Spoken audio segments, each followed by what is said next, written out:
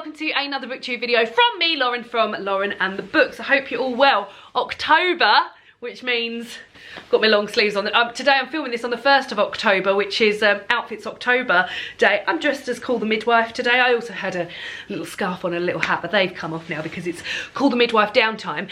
Today's video is my TBR for the month of October. It's massive, it's daft, and yeah, but I've got lots of different sections of books. I've got lots of books out the library that I need to read. I've got some spoopy books because it's October and that sort of calls for like a little bit of spoopy reading. I've got books because I'm going away for a week in October, books that I want to read on that week away. I say week, it's 5 days. And I said I'd capped that at 5 days, 5 books for 5 days, but 2 of those books are travelling days, and I can't read. I mean, I'd love to just sit and read while David's driving. He probably would let me maybe do that for an hour, but yeah, I think 5 books for 5 days is a bit optimistic. But yeah, 5 books, and then just books that I just want to read because I've been hearing lots of hype about them, or I've pulled them off my shelf and been excited about them. So what should we start with? Spoopy books, because it's October. So yeah, let's start with these 5 spoopy books. The first one that was on my TBR for last year, might have even been on my TBR for the year before that. Frankisstein by Jeanette Winterson. I won't go into too much detail about this book because I mentioned it when I was doing my Blue Books bookshelf tour, would we call that? Yeah, this is Jeanette Winterson's retelling of Frankisstein. This is set in Brexit Britain. A young transgender doctor called Rye is falling in love against their better judgment with Victor Stein, a celebrated professor leading the public debate around AI. So yeah, sounds, I mean, when I mentioned this, somebody said that this was so funny and they just kept laughing out loud the whole way through it. So that feels very interesting.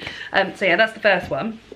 Also, Minnie's running amok out there, also from that Blue bookshelf tour, was See What I've Done by Sarah Schmidt, which is a fictional book about Lizzie, the crime that Lizzie Borden committed, and again, found this out from somebody commenting down below.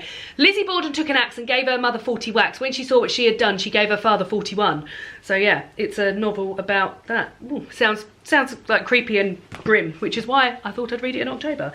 Then I thought, October, I want to read some like crime and things like that. And this one's been on my shelf for a while. This came out in June this year. This is a proof copy. This is Fragile by Sarah Hillary. And one of the, so there's a lot of sort of like, this is really gothic-y. It says here about with echoes of du Maurier, which has obviously got me interested. But I've also read, I'm sure I've read something by Sarah Hillary before. Someone Else's Skin? Yeah, Someone Else's Skin, which I read years and years ago. And it was on the, when I used to read like the Richard and Judy book club list. So anyway, one crack and their lives will shatter. Nell Ballard is a runaway, a former foster child with a dark secret she's desperate to keep. All Nell wants is to find a place that she can belong. So when a job comes up at Starling Villas, home to the enigmatic Robin Wilder, she seizes the opportunity with both hands. Love a book with like a creepy big house in it. Only her new lodgings may not be the safe haven that she was hoping for. Her employer lives, oh, I've just seen something down there that's excited. Her employer lives by a set of rigid rules and she soon sees that he is hiding a secret of his own. But is Nell's arrival at the villas really the coincidence it seems? After all, she knows more than most how fragile people can be and how easy they can be to break. Listen to this. Rebecca meets the Handmaid's Tale in Sarah Hillary's standalone breakout novel, Fragile. So that sounds exciting, doesn't it? Then I've got 2 witchy books. I've got the Virago Book of Witches, which is edited by Sharuka Hussain. This is all sorts of different like short stories and little bits of writing about witches all over the world. So I've just opened it here and it says here, the Morrigu Irish. So it's got lots of little short stories, and this is from the section Witches in Love, Possessive Women and Devoted Lives. So yeah, I think I'm going to maybe dip in and out of this as the month goes by. Guardians of the Season and Elements, The First People and the First Corn, North American, A Meridian. So yeah, this sounds, oh, this is exciting. Hooch for Sky, Scottish. Vikram and the Dakini, Indian. So yeah, lots of, Oh, I'm excited about that. So yeah, I'm going to dip in and out of that. Then for Patreon Book Club this month, we're reading The Manningtree Witches by A.K. Blakemore. Whenever I look at this, I think, oh, it's not that long actually, but the font is just the tiniest little thing. This is set in England in 1643, and Parliament is battling the king. The war between the Roundheads and the Cavaliers rages. Puritanical fervour has gripped the nation, and the hot terror of damnation burns black in every shadow. In Manningtree, depleted of men since the wars began, the women are left to their own devices. At the margins of this diminished community are those who are barely tolerated by the affluent villagers. The old, the poor, the unmarried, the sharp-tongued. Rebecca West, daughter of the formidable Belden West, fatherless and husbandless, chased against the drudgery of her days. This is really reminding me of the Mercies. That's of a manless community, livened only by her infatuation with the clerk, John Eads. But then newcomer Matthew Hopkins takes over the Thorn Inn and begins to ask questions about the women of the margins. When a child falls ill with a fever and starts to rave about covens and packs, the questions take on a bladed edge.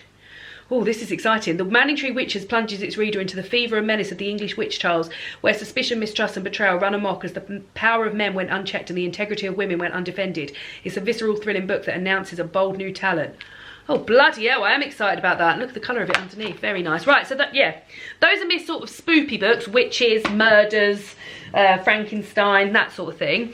Then let's do my library books, and then we'll move on to the books that I hope to take on holiday. So, two of these books I've got from you might well have seen some of these in my reading vlogs as we've gone through September. These are both children's books. I took my niece, looked after my niece for a day in September and took my niece to the library. It was lovely. She was just going over reading and going, "Get another book, Lauren!" Or she says, Lauren. Well, so I didn't get a good browse, but I did look in the children's section and I picked up Show Us Who You Are by Elle McNichol. I previously listened to the audiobook of A Kind of Spark by Elle McNichol earlier this year. And really enjoyed that, and yeah, look forward to reading this as well, which is about Cora and Adrian meeting, and Cora doesn't want to explain that she's different, but Adrian surprises her, and soon she's drawn into a whirlwind of fun, adventure and true friendship, and into the world of the mysterious Pomegranate Institute. Oh, very excited. It's all about sort of technology and things like that. Then Angrosaurus Rex, Darcy Burdock by Laura Dockriel. Now, you'll know I love a bit of Laura Dockriel. Big Bones is one of my favourite books. And this book is from Laura before Big Bones. And this is, it says here, the new Tracy Beaker. So I feel like maybe this is something that I'd really enjoy. And I love the sort of like illustrations throughout. Then picked up from the library near me at work today. This has got about 12 million requests on it, so I need to read this soon. This is Hostage by Claire Mackintosh. Now, I've had sort of like ups and downs with Claire Mackintosh. Claire Mackintosh's first book, I Let You Go, is one of the best thrillers I've ever... Actually, Jen, if you're watching this, give I Let You Go a go. The rest of them I didn't love too much. We went to a talk at Lush Book Club about Let Me Lie, I think, which I really, really enjoyed, chatting with Claire Mackintosh, because she is an ex-police officer, so she's got sort of like background on this sort of thing. And this is her new thriller book, and this is Hostage. It's set on a plane, and it sounds like it's set in real time, so it's set in 20 hours, and the Mina is trying to focus on this first direct flight. They're on the first direct flight from London to Sydney, and it takes 20 hours, and the plane at the moment is full of celebrities because it's the first time they've ever done this, blah, blah, blah, blah, blah. And and somebody has written Mina a letter saying, don't let the plane land. And I think it's something to do with her daughter, like saying, we've got your daughter held somewhere. If you let the plane land, we're going to do something to your daughter. So yeah, so it's set in real time, which I feel like will be very exciting. But yeah, as I said, it's got about, I think there's 16 reservations on this at the moment. So I've only got it for 3 weeks. So that's definitely got to be read because I won't be able to get it again. Then I found this, I thought this was really interesting. This is, but David Bowie, I always say, but I know some people say David Bowie. Bowie's books, The 100 Literary Heroes Who Changed His Life. And these are 100 books that David Bowie made a list of 3 years before his death and how they changed his life. And I love books about books, and I love the music of David Bowie. And I've been, actually, weirdly, I've been watching like quite a lot of clips of him on like YouTube and stuff. I don't know what started me getting down a sort of a hole of watching clips of David Bowie, but yeah, I very much enjoyed him. I sort of wish I'd been a bit more into him when he was alive. I only really came into him sort of via a greatest hits vinyl that David bought me, and now I'm bang into it. But yes, this is a list of 100 books that he loved or changed his life in somewhere, and I thought it would be very, very interesting to sort of go through this and have a little look. So yeah, I've got that out from the library. Then I've got Green Feast, which is a cookbook, which I'm hoping to cook from. Then I've also still got, these are the ones I got from last time I had it at the library, still haven't, I've renewed them today. Volume 4 of Heartstopper by Alice Oseman. I might treat myself to that Sunday morning, you know. Volume 4, very good series about Nick and Charlie. And then Losing You by Nikki French, which is one that Jen loved. And I already had this out from the library and then watched Jen's video talking about her favourite Nikki French books and thought, bloody hell, I need to read that even more. So, more books to read, more books. Then I've got, as I said, I'm going away for a week. 5 days in October. David and I are going to Dartmoor. We just can't wait. And I'm sort of maybe recreating something that happened. So when we went on holiday to Cromer a couple of years ago, and I read Normal People by Sally Rooney, which I had the proof copy of, and I read Ghost Wall by Sarah Moss, which I had the proof copy of. Now I've got the proof copy of Beautiful World, Where Are You, which is the new Sally Rooney, which is out now, so I need to read that. This is about Alice and Felix and them travelling to Rome from Dublin. And yeah, I think it's going to be, I think I'm going to really like it. I really like Sally Rooney. And then I've also got, in the same way that I had Ghost Wall, I've got the new Sarah Moss book, which is The Fell, which is out in November. So I think I'm going to recreate that reading experience of when I was on holiday. I just seem to get a bit more immersed in things when I'm on holiday. Then I've also got The Other Bennett Sister, which I said I would read in September and I didn't. Now I've got 3 books that I need to read by the end of the year. The Other Bennett Sister, oh God, I've got to add something else to my list now. Oh, I've just remembered another book I said I'd read this month. Monsters by Emerald Fennell, which I'll add to sort of like the creepy side of things, because I think this is a bit creepy, and I had earmarked that to be read in October. So actually it's 26 books. And then I've also need to read This One Sky Day by the end of the year. These are books that I made a video of where I was like, surely these books are going to be 5-star books. They've got everything I love in them. So The Other Bennett Sister is coming away with me on holiday as well. That's a big one. That's not going to be finished, but that could be started. Then I recently received, this just screams autumn to me, and I think I'm going to have quite an autumnal holiday. This is The Cat Who Saved Books by Suzuki Natsukawa. This is an international bestseller, and I also got sent like a few little goodies with it, including the cutest little socks with like little embroidered cats on the end, and a little catty bookmark. This is published by Picador, the publisher sent this to me, and this is about a shop, Natsuki Books. It's a tiny second-hand bookshop on the edge of a town. Inside, towering shelves reach the ceiling, everyone crammed full of wonderful books. Rintaro Natsuki loved this space that his grandfather had created. He spent many happy hours there reading whatever he liked. It was the perfect refuge for a boy who tended to be something of a recluse. After the death of his grandfather, Rintaro is devastated and alone. It seems he'll have to close the shop. Then a talking tabby cat called Tiger appears and asks Rintaro for help. The cat needs a book lover to join him on a mission. This odd couple will go on 3 magical adventures to save the books from people who have imprisoned, mistreated and betrayed them. Finally, there is one last rescue that Rintaro must attempt alone. So yeah, it says heartwarming story about finding courage and caring for others and the tremendous power of books. I mean, that sounds lovely, doesn't it? And then the last one I've got, as I said, spooky, and this sort of comes under spooky things, but I'm going to take it away with me. This is Jen's new book, The Sister Who Ate Her Brothers and Other Gruesome Tales, by Jen Campbell and illustrated by Adam D'Souza. I'm so excited to read this. It's lots of tales, Halloween-y, creepy. The illustrations around the edge look amazing. I'm lucky enough to be pals with Jen, and she's read one of these out to me over voice note, and I've got some audio files of her reading these, which I'm so excited to do. So yeah, lots of different sort of spooky tales from over the world retold, and just in Jen's wonderful writing. So those are my 5 take away with me books. Then the last 5 books are the books that I would like to read. I've got When Hitler Stole Pink Rabbit by Judith Kerr. You may well have seen me receive this in one of my reading vlogs. I was so excited when this came through the post because I read this a few years ago, got a copy out from the library and loved it ever since and kept meaning to buy myself a copy. So when this arrived, I was just so happy. This is Judith Kerr. It's so beautiful as well. It's the 50th anniversary edition of Judith Kerr's semi-autobiographical novel, When Hitler Stole Pink Rabbit, talking about what happened to Anna in Germany in 1933 and what it's like as the sort of emergence of Hitler happens and what it's like for Anna's family. And yeah, and it's told from Judith Kerr's own experiences, and it's just lovely and sort of like weirdly cozy for a book that's so full of like peril and like real life danger.